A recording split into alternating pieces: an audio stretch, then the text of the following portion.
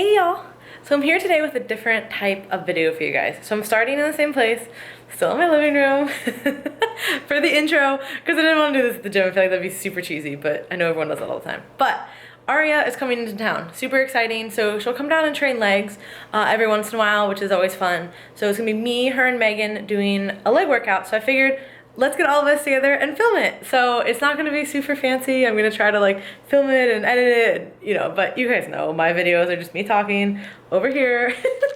So the amount of how good this is gonna be will probably not as high quality, but I think it'll be cool to get it on the real camera, not just like a phone, and kind of put a whole bunch of different exercises in there, different compilation. You'll see all three different people, you know, kind of doing things and how they move, and it's just a good way to see a leg workout from three different body types and three different people. On a positive note, I will be going down to Boca in February to film a ton of video content for Celestial Bodies and Blackstone Labs.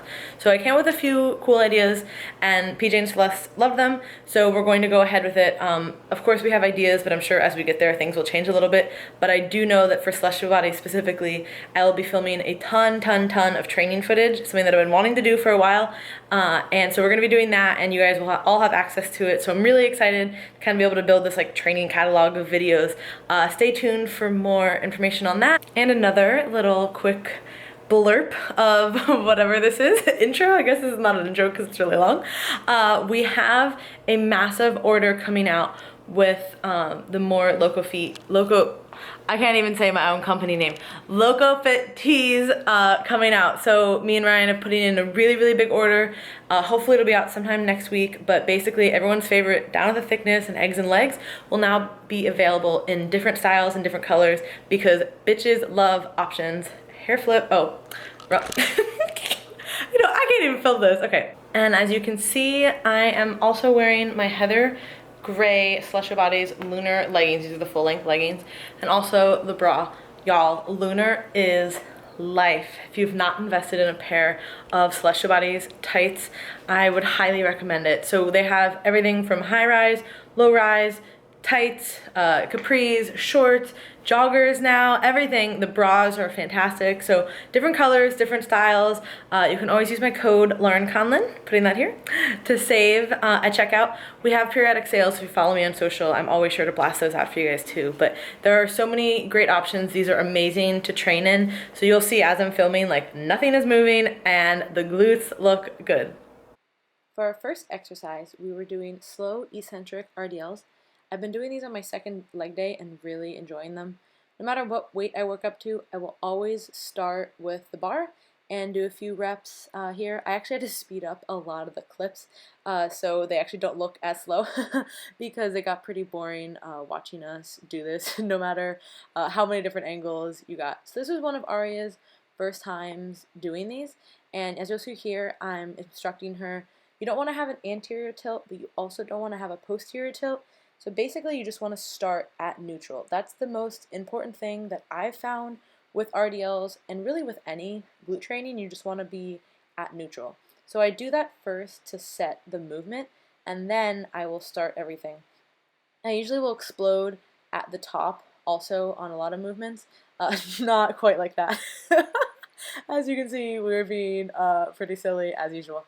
But so slow on the way down and then explode on the way up, just like Aria is doing. This is sped up, as I mentioned. We had to use straps because it gets pretty taxing on your forearms, to say the least.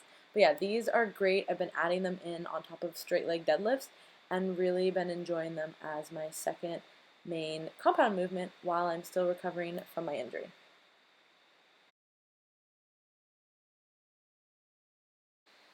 The next exercise we did was hip thrusts. Every bikini girl's favorite, right? Thank you, Brett, for these. So for hip thrusts, I like to really focus on two things.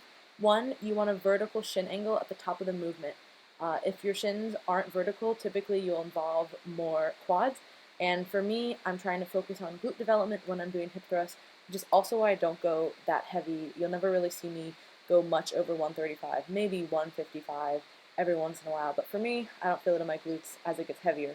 The other thing too is you'll see a lot of us doing is at the bottom we will kind of do this little back to neutral type motion. Again, this is sped up, sorry, but I thought this got pretty boring. So we will tuck our hips into neutral and then really explode up with the movement. I found that helps so much. Thank you to my physical therapist, Jamie, for pointing that out to me. It has been a game changer in barbell hip thrusts, bodyweight hip thrusts, all of them. Next, we were doing a superset on the cables with cable pull-throughs and cable squats. Aria said that she couldn't ever really get the cable squats right or cable pull-throughs, so I was like, hey, why don't we try these? And here's me instructing her. Again, I'm very handsy when I instruct people. But the biggest thing with this is you want to think of it as a hip hinge movement. You don't necessarily want to, yeah, us being silly again. You don't necessarily want to bend your knees too much. You want to keep a soft knee, but you really want to get a full stretch on the hamstring and explode up. Do you see a trend with the glute training, y'all? You want to make a lot of the motions. A hip hinge, that is when the glutes are working really hard. They maybe look ugly, but they are working hard.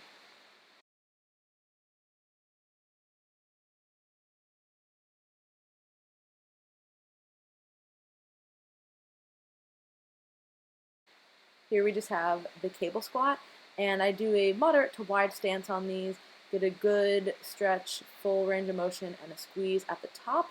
And then I also like to add in pulses at the bottom. And when I'm doing the pulses, you'll see that it's really just me at the bottom of the movement, almost just flexing my glutes. That's about it. I'm not really going too much. Otherwise, I feel it in my quad, so I'm just flexing the glutes, and it gets a crazy burn. Try it out next time.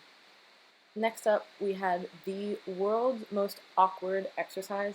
I have absolutely no idea what to call these. I saw them on Instagram and I thought, hey, why don't we try these? So me and Megan did them the other day and they were amazing. So I had Aria try them too so she could see how they felt. And as you can see, we got a lot of really up close and personal shots, but I really wanted you guys to see how the glutes were moving. And honestly, it was amazing. The pump from these is unreal. On most machines, I never actually really feel my glutes. There's just like so many other things that take over with machine work, but these are next level. So I tried to get a lot of angles so you guys could see how we did them, but you want a full stretch and actually don't go too high at the top. That is a big mistake. So kind of keep the range of motion small and just focus on your glutes, and girl, you will get a pump for sure. Our last exercise was lying hamstring curls. I'll alternate between these and the seated ones. The single legs sometimes don't really fit my body type that great, so whatever works for you. You'll kind of see too that when I extend my legs, they don't go all the way down, whereas when you watch Aria, she does it a little bit differently. So everyone feels things in a certain way. Everyone has different biomechanics. So find what works for you. The biggest thing here with the lying leg curls is that you want to think about pushing your hips into the bench. Of course, your hips are going to raise a little bit, but if you're focusing on that, then that's going to be the number one thing, in my opinion, to increase hamstring activation. You'll see Megan be creepy in 3 seconds right there. So thank you guys so much for watching. This was a little bit different. It was kind of challenging to film and to edit, but I hope I did a good job and you guys got to see different exercises with different body types and a little bit of background on why we do it. Thank you so much for watching. Please like and subscribe if you enjoyed this content. I really appreciate all of you.